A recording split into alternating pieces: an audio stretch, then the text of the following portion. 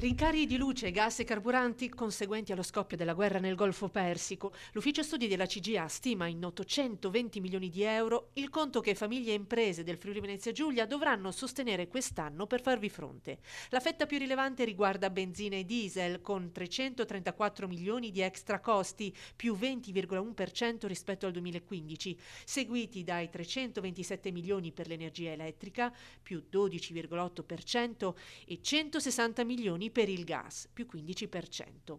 Un impatto economico, sottolinea l'ufficio studi della CGA, che rischia di mettere in forti difficoltà sia le famiglie più vulnerabili economicamente, sia le imprese con poca liquidità. Se l'Europa c'è deve battere un colpo, o adesso o mai più. Lo shock energetico che sta colpendo anche il Friuli Venezia Giulia non ha precedenti. Servono decisioni rapide, concrete, coordinate. Non bastano più gli annunci o i vertici straordinari. L'Unione Europea deve dimostrare di essere una comunità capace di proteggere il proprio sistema produttivo e il potere d'acquisto delle famiglie. Occorre intervenire sul costo delle bollette di luce e gas, sterilizzare i rincari dei carburanti, mettere in sicurezza imprese e occupazione.